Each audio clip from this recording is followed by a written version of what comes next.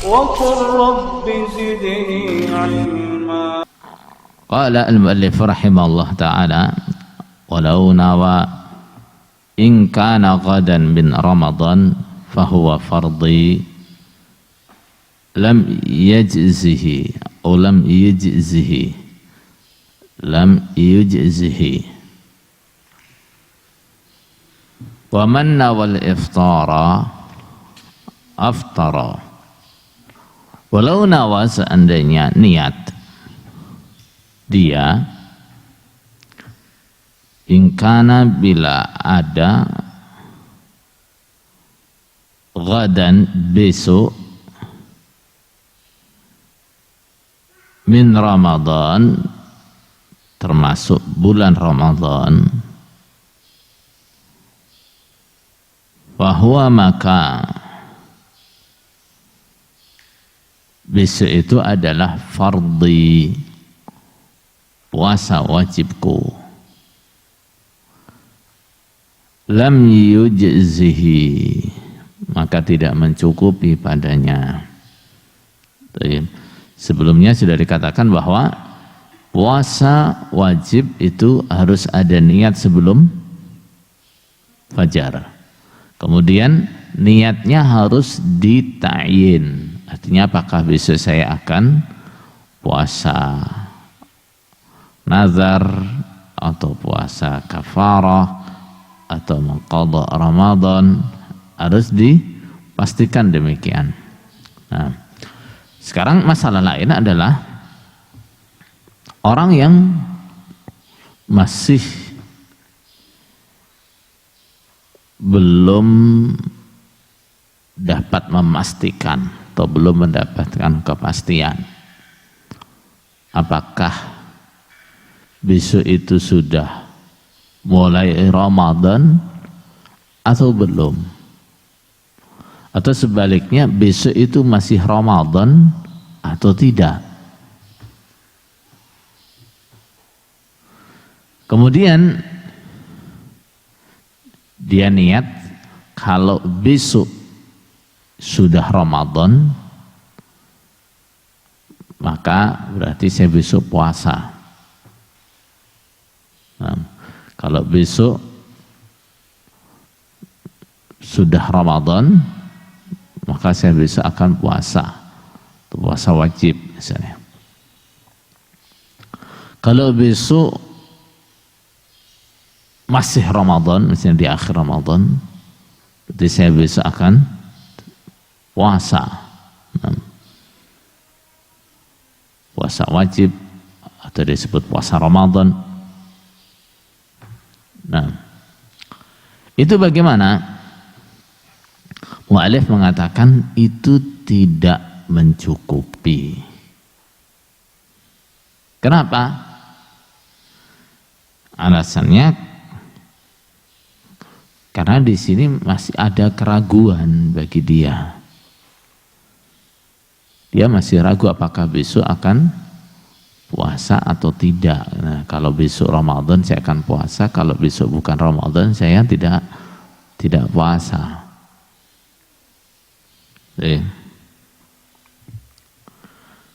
Padahal namanya niat itu adalah apa? Al-qasd al-jazim. Nah, kehendak yang pasti. Nah, bukan sesuatu yang ragu. Ya, sementara di sini dia masih ragu apakah besok akan puasa atau tidak. Itu enggak cukup. Nah, ada riwayat lain dari Imam Ahmad bahwa orang yang niatnya seperti itu puasanya sah. Ya, apabila besok ternyata bulan Ramadan,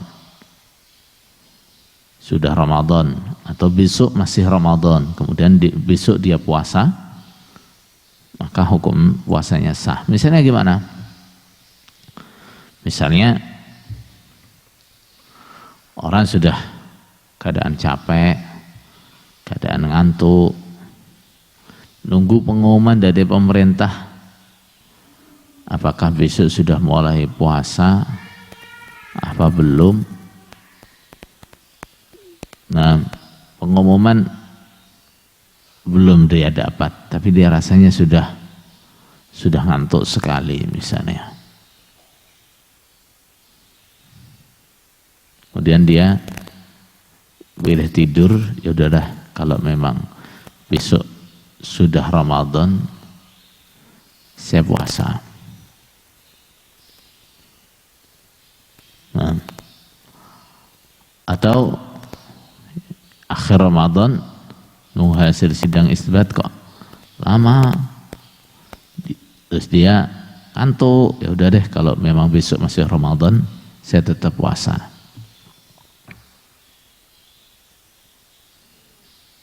Bagaimana?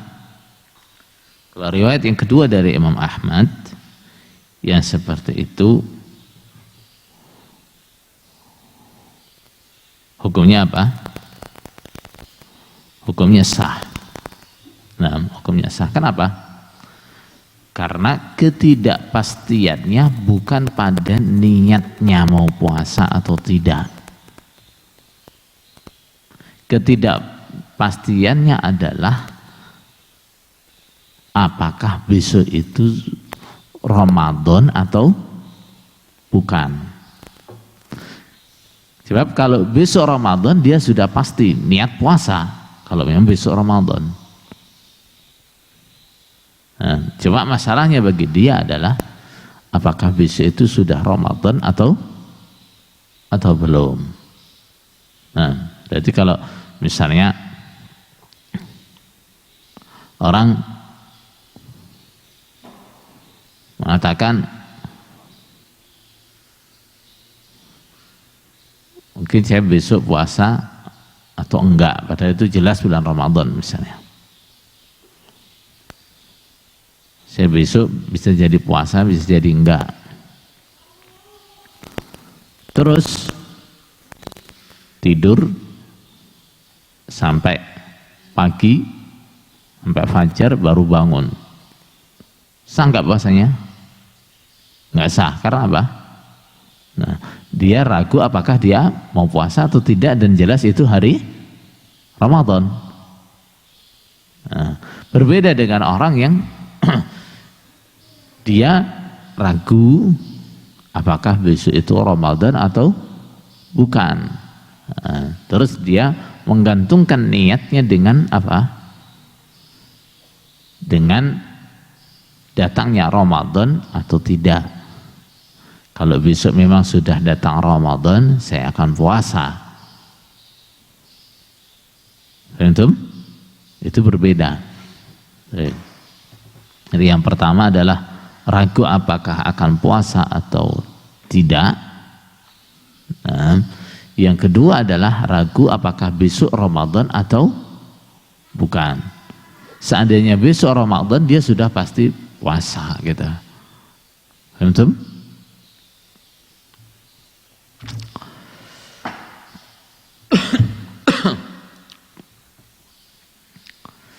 Begitu juga yang di akhir Ramadan. Sama. Orang yang di akhir Ramadan, misalnya dia menunggu kabar tentang itsbat bulan Syawal. Mungkin dia tunggu kelamaan, dia sudah pengen istirahat. Kemudian dia niat, ya sudah kalau besok ternyata masih Ramadan, saya akan puasa. Nah, maka itu mencukupi. Ya. Yang dikatakan mu'allif, yang riwayat yang disebutkan oleh mu'allif yang seperti itu tidak mencukupi. Tapi yang sahih itu mencukupi. Waman, dan barang siapa nawa yang niat dia al-iftara pada membatalkan puasa, aftara maka membatalkan puasa dia. Barang siapa yang niat membatalkan puasanya, maka puasanya batal hanya dengan apa? Niat membatalkan itu. Paham?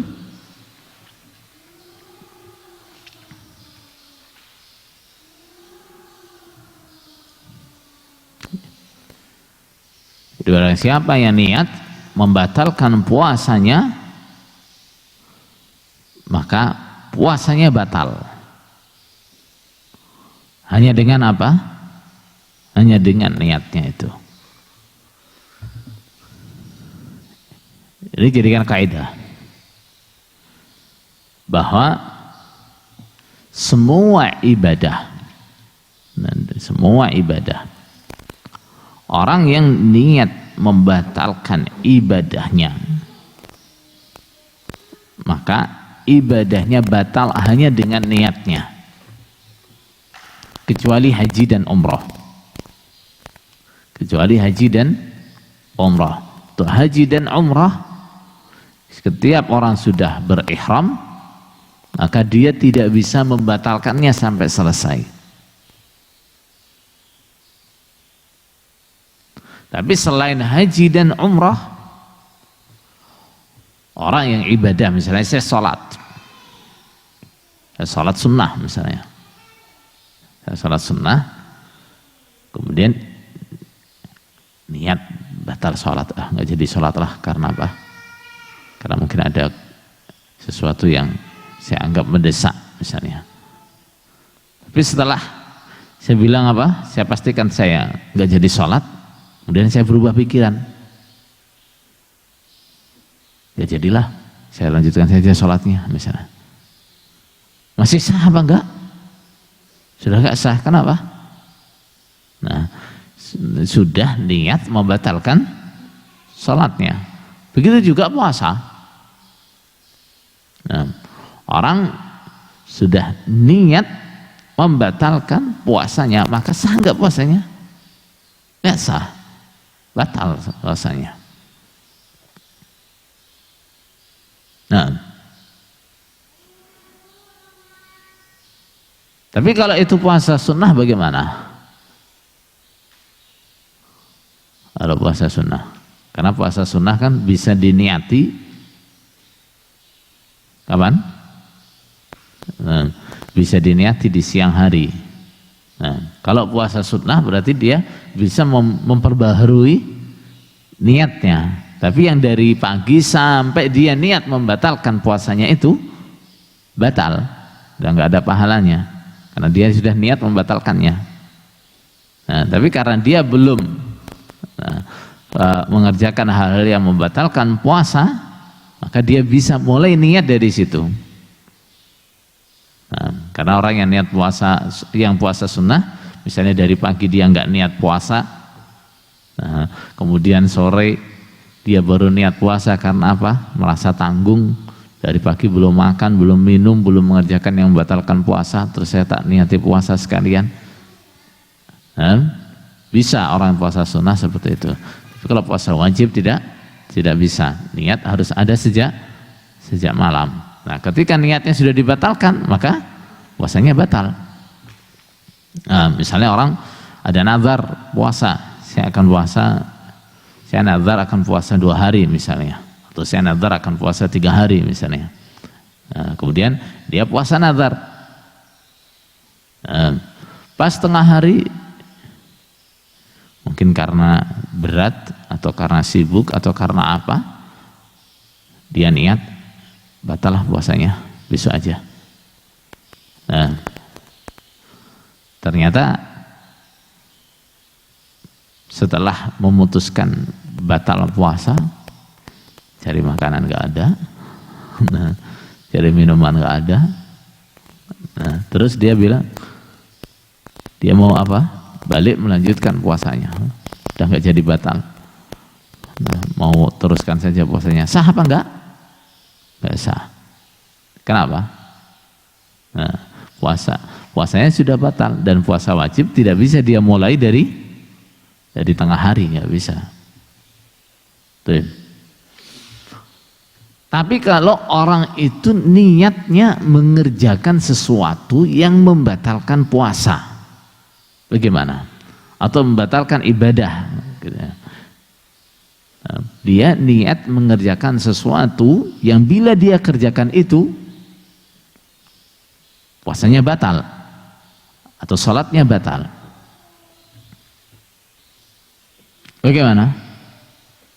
Apakah dengan dia niat mengerjakan itu ibadahnya batal? Belum. Ya, belum.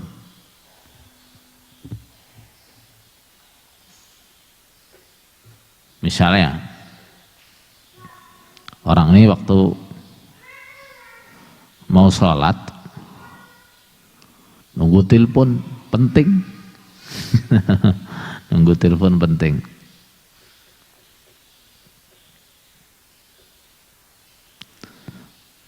Terus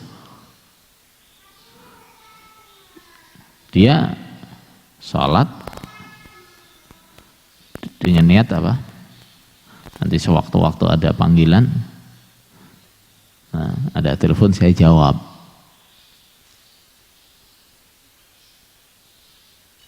Ternyata sampai selesai sholat nggak ada telepon. Batal nggak sholatnya? Nggak, karena dia bukan niat membatalkan sholatnya, tapi niat melakukan sesuatu yang membatalkan sholatnya.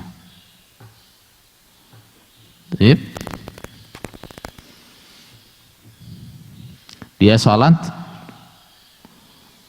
sementara sholat di belakangnya rame, ya, di belakangnya rame, ada orang ngobrol atau orang apa, rame. Terus apa? Dia sampai niat mau menoleh ke belakang, mau negur yang apa? Yang rame di belakang itu. Tapi enggak sampai dia kerjakan, sampai dia selesai sholat. Batal enggak sholatnya? Enggak. Nah, begitu juga orang yang puasa. Misalnya dia niat mengerjakan sesuatu. Sesuatu ini bila dia kerjakan membatalkan puasanya. Misalnya gimana?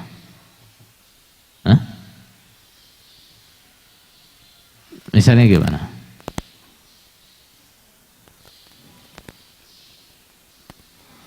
Misalnya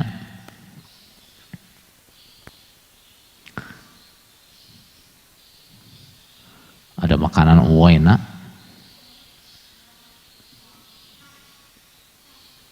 dia nggak kuat ngelihatnya, pengen makan. Hah? Udah, tak makanlah gitu.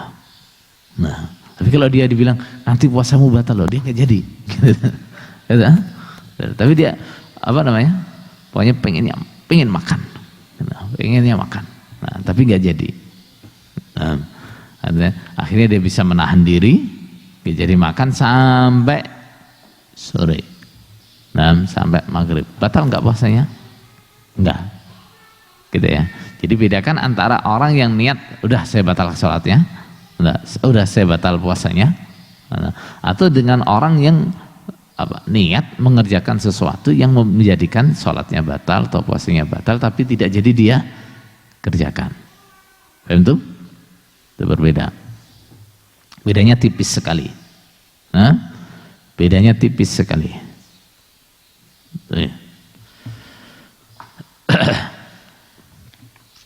Nah, terus kalau itu puasa Ramadan,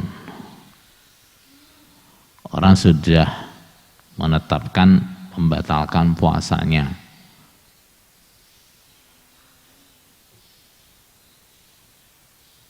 kemudian apakah terus dia boleh makan minum? Hah? Tetap gak boleh. Nah, tetap tidak boleh. Paham? Akan tetapi dia wajib membayar puasanya itu. Karena apa? Puasanya itu puasa yang batal. Batal karena apa? Karena niatnya membatalkan puasanya itu. Baik.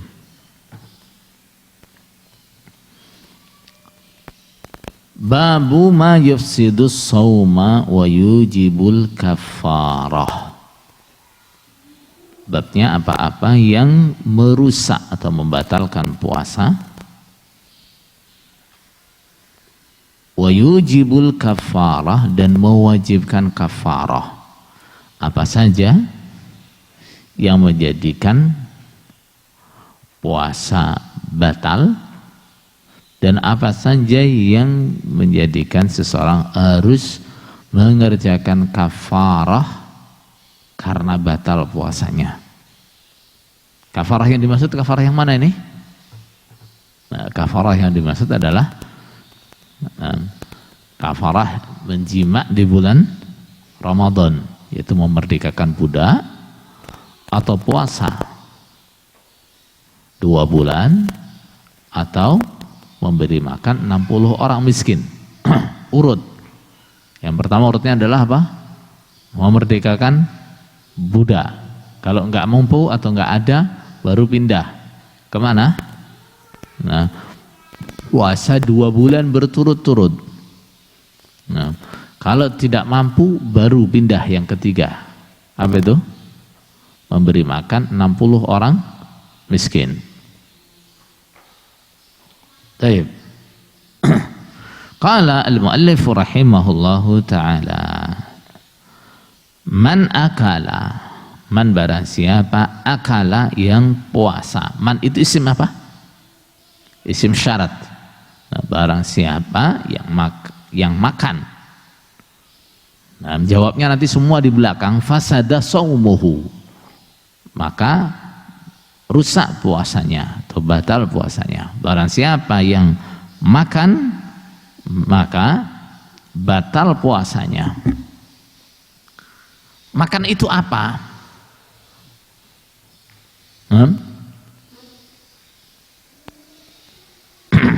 Makan itu adalah memasukkan sesuatu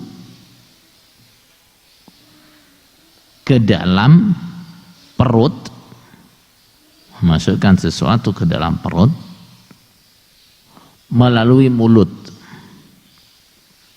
Memasukkan sesuatu ke dalam perut melalui mulut, itu namanya makan. Apakah yang dimakan itu bermanfaat atau tidak ada manfaatnya? Hukumnya sama. Atau bahkan yang dimakan membahayakan, hukumnya sama. Yang dia makan apa misalnya? Daging. Nah, yang dia makan apa? Yang dimakan biasanya yang enggak ada, yang enggak ada manfaatnya, apa yang dia makan? Nelen batu, nelen kelereng misalnya. Bukan makanan yang dia makan. Atau bahkan yang dia makan haram. Misalnya makan apa? Makan bangkai. Nah, makan daging babi. Nah, makan apapun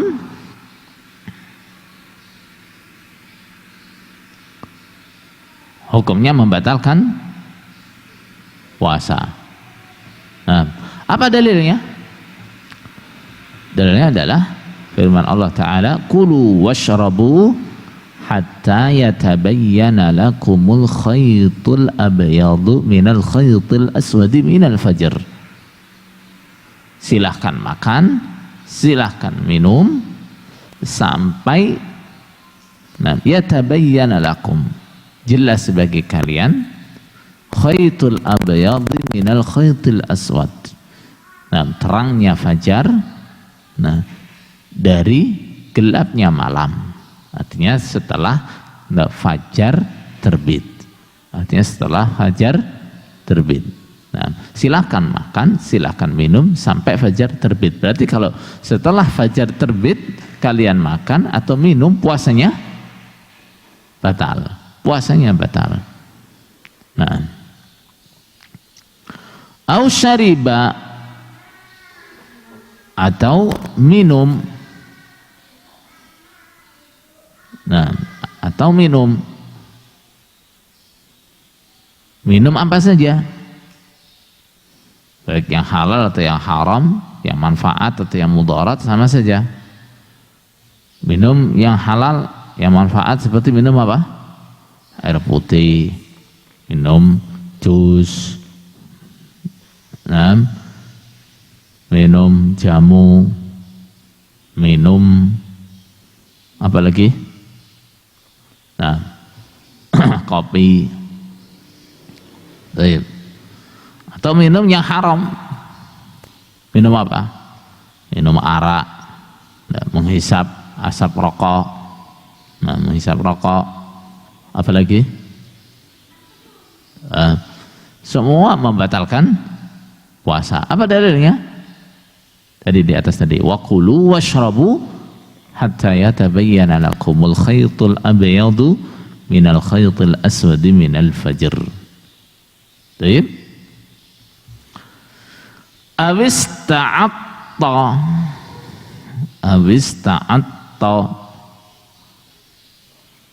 Nah, apa namanya isti'at itu? Isti'at itu memasukkan cairan ke dalam perut melalui hidung. Itu namanya apa? Isti'at atau sa'ud. Nah, memasukkan cairan ke dalam perut melalui hidung.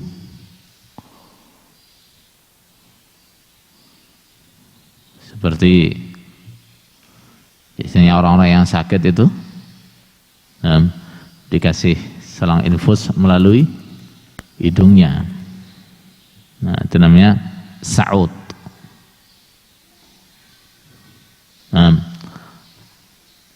Atau orang yang biasanya gurah.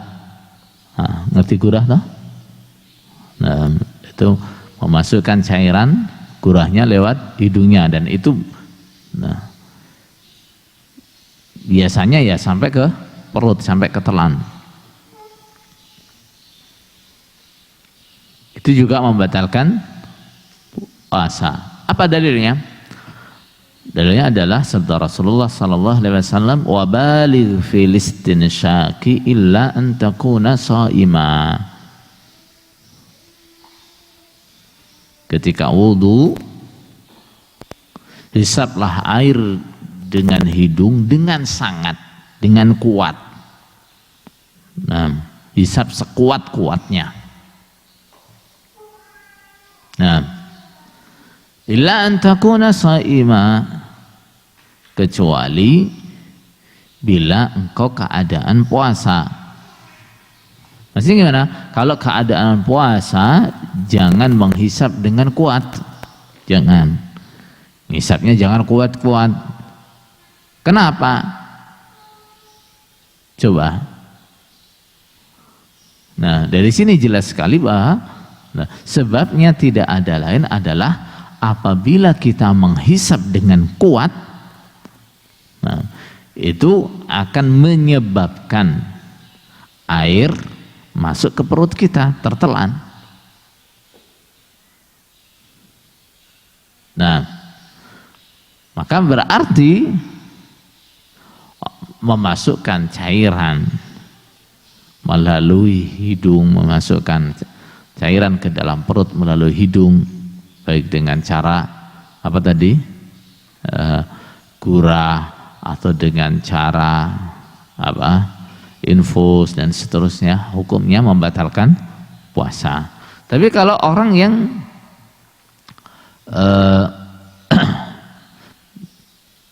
wudu menghisapnya terlalu keras, nggak sengaja, terus sampai masuk ke perutnya gimana sampai tertelan airnya, gimana hukumnya? Tidak batal, tidak batal. Kenapa nggak batal? Dia nggak sengaja.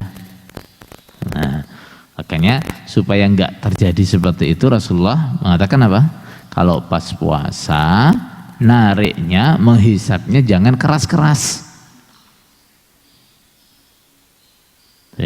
Awihtaqana, atau ihtiqan. Apa ihtiqan itu? Ihtiqan itu memasukkan obat-obatan melalui dubur. Dan ini ma'ruf kan?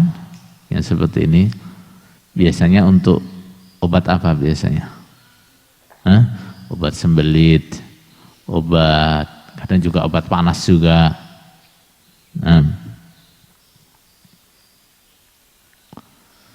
Memasukkan obat-obatan melalui dubur. Itu juga, mu'allif mengatakan itu juga membatalkan puasa. Kok bisa? Katanya mu'allif, alasannya adalah karena obat yang dimasukkan ke dalam dubur dia akan diserap oleh usus. Dia akan diserap oleh usus, bisa sampai ke usus besar sampai ada. Sehingga itu juga membatalkan puasa.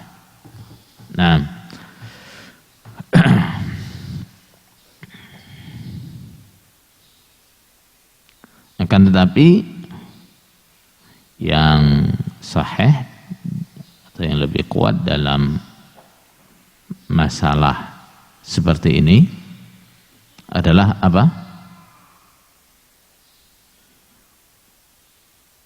Pendapat ulama yang mengatakan bahwa hukun atau memasukkan obat-obatan melalui dubur itu tidak membatalkan puasa. Karena itu tidak termasuk yang namanya makan. Tidak termasuk yang namanya minum.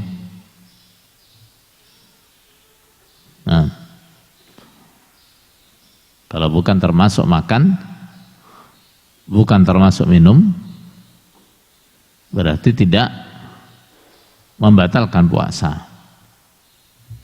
Lah apa bedanya dengan tadi sa'ud tadi? Kan ke sa'ud itu tadi juga nggak ada orang bilang itu makan, itu minum. Kalau sa'ud jelas ada dalilnya. Ada nasnya.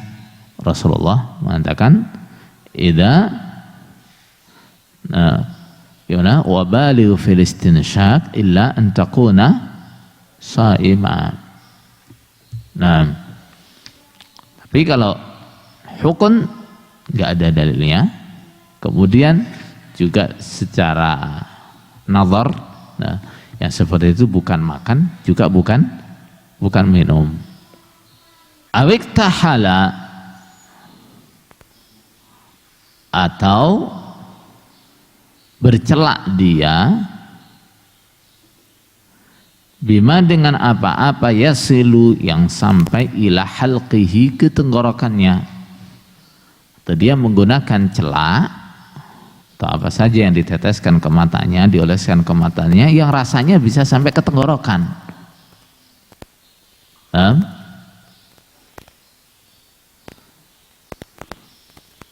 Ada sebagian celak yang seperti itu tentunya kan. Mu'allif mengatakan begini. Atau kalau sekarang misalnya yang lebih dekat dengan kita lah ya, adalah menggunakan obat tetes mata. Orang kalau pakai obat tetes mata itu, kadang pahitnya terasa di sini dah, di tenggorokan. Itu juga membatalkan puasanya. Tapi yang sahih menurut sebagian ulama adalah yang seperti itu tidak membatalkan puasa. Karena apa? Itu bukan makan, bukan minum. Jadi kalau orang pakai obat tetes mata, gimana hukumnya? Puasanya batal apa enggak? Enggak batal. Nah, gimana kalau nanti sampai dirasa ada yang masuk ke tenggorokan? Batal enggak puasanya? Tidak batal. Karena itu bukan termasuk makan, bukan termasuk minum.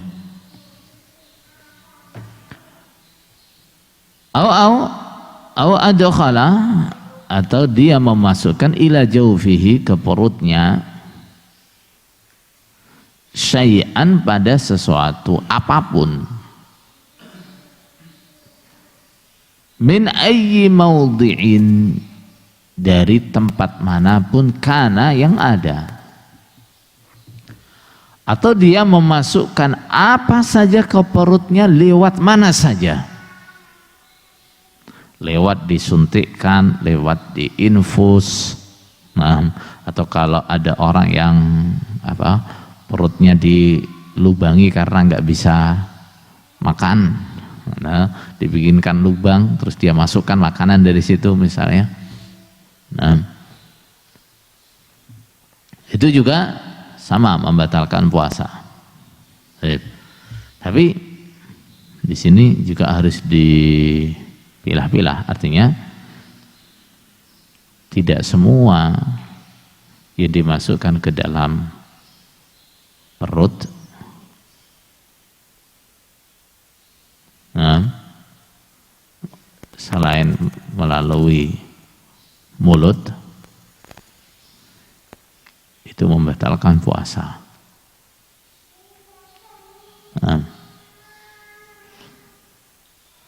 itu yang sahih seperti itu. Nah, yang dimasukkan ke dalam perut atau tubuh itu membatalkan, selain lewat mulut, ya, selain lewat mulut, itu membatalkan puasa apabila yang dimasukkan itu ada nilai nutrisinya, gitu ya, bisa sebagai gantinya makan atau minum. Seperti apa misalnya? Seperti infus. Nah, seperti infus. Nah, orang yang di infus itu, nah, dia badannya seger, kuat, berenergi seperti orang yang makan. Nah, makanya biasanya orang sakit itu kan dia lemes, gak punya tenaga, untuk mempercepat penyembuhan dia dikasih apa? Infus. Karena apa? Dia kalau disuruh makan lama nih, nah, kadang gak doyan makan. Nah, biar dia cepat bertenaga dikasih infus. Atau yang disuntikkan vitamin misalnya. Nah, tapi kalau yang disuntikkan itu bukan makanan, bukan infus, ya, misalnya obat pusing, obat gatal misalnya, yang seperti itu membatalkan puasa apa tidak? Tidak. Yang seperti itu tidak membatalkan puasa. Baik.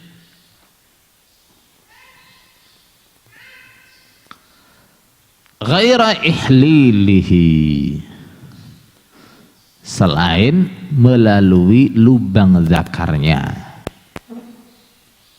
Nah, kalau yang dimasukkan ke perutnya atau ke badannya itu masukkannya lewat lubang zakarnya, itu tidak membatalkan puasa. Nah, misalnya kalau orang sakit itu ada yang lubang zakarnya itu dimasuki apa tuh? Dimasuki selang buat apa? Nah, buat jalan kencingnya itu. Nah, itu tidak batal puasanya. Nah, atau bahkan mungkin itu dikasih obat-obatan misalnya, itu tidak batal puasanya. Apa alasannya? Karena tidak ada jalur atau lubang dzakar itu tidak sampai kepada perut, nggak sampai ke perut.